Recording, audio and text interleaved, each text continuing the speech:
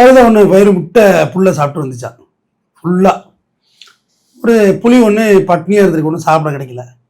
கழுதைக்கு வந்து வயிறு முட்டை சாப்பிட்டா எழும்பாதான், தெரியுமில்ல, அதெல்லாம் படிச்சிங்க. அது விட்டா கழுதைக்கு பாரத்தை வந்து 2 வயிற்றையும் அமுக்கிற மாதிரி வச்சிருப்பானா அந்த கழுதை ஓட்டிட்டு போறவன். நடுவில் கயிறு போட்டிருப்பானா ஷோல்டர்ல, முதுகுல. வெயிட் வந்து 2 சைடு தான் இருக்கும், ஏன்னா வெயிட் இப்படி மேல மேலதானே கழுதைக்கு அடுக்கணும். அவன் உப்பு கழுதை பார்த்தீங்கன்னா 2 சைடில் வச்சிருப்பாங்களாம்.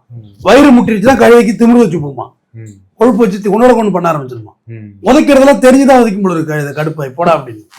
அதட்டும் கழுதைக்கு வயிறு நிறைய கொடுக்க மாட்டாங்களா உணவு. ஆனா இப்பதான் தெரிஞ்சுக்கிட்டேன், இந்த இதுல கம்மி வயிறு அரை வயிறு தான் சாப்பாடு கொடுப்பாங்க. கழுதை ஃபுல்லாக சாப்பிட்டோன்னு திமிரு வச்சு போச்சு. புலி பட்னியாக இருந்திருக்கு. என்ன புலி என்ன பண்ற அப்படின்னு கேட்டிருக்கு. அட ஒன்றும் இல்லைப்பா, நான் பாட்டு சும்மா இருக்கேன் நீ அப்படின்னு இருக்கு. அப்படியா, நான் நல்லா சாப்பிட்டேன், ஃபுல்லாக சாப்பிட்டேன். பத்தியா வயிறு பத்தியா, இவ்வளவு சாப்பிட்ருக்கேன், ஃபுல்லாக சாப்பிட்டேன். ஃபுல்லாக சாப்பிட்டியா அப்படின்னு கேட்டிருக்கு. ஆமாம் புல்லு தான் சாப்பிட்டேன், ஃபுல்லாக தான் சாப்பிட்டேன் அப்படின்னு இருக்கு. புல்லு எப்படி டேஸ்டாக இருந்தது தெரியுமா அப்படின்னு கேட்டிருக்கு.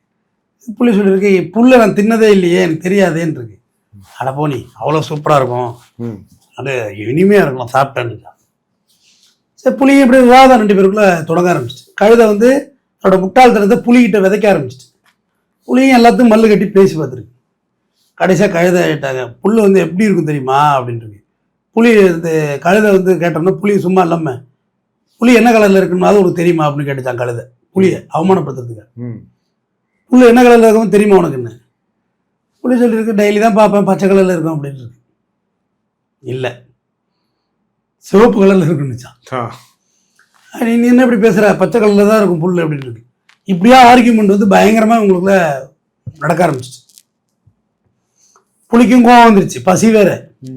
நடா இவன் கழுதைகிட்ட போய் நம்ம ஏமாந்த தோத்து போகிற மாதிரி இப்படி ஆர்கியூ பண்ணுறான்னு சொல்லிட்டு கழுதை உடனே பஞ்சாயத்துக்கு விட்டுருக்கு. வா காட்டுக்கே ராஜா, சிங்கத்திட்ட போய் கேட்போம் வா நீ அப்படின்ட்டு. புளி என்ன செஞ்சுருக்கணும், எனக்கு பசியாக இருக்கப்பா, இருக்கு 1000 வேலை இருக்குது, நீ பாட்டுக்கு போகிறேன்னா போ.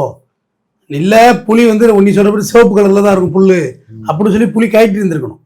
முட்டாளுக்கிட்ட ஆர்கியூ பண்ணக்கூடாது.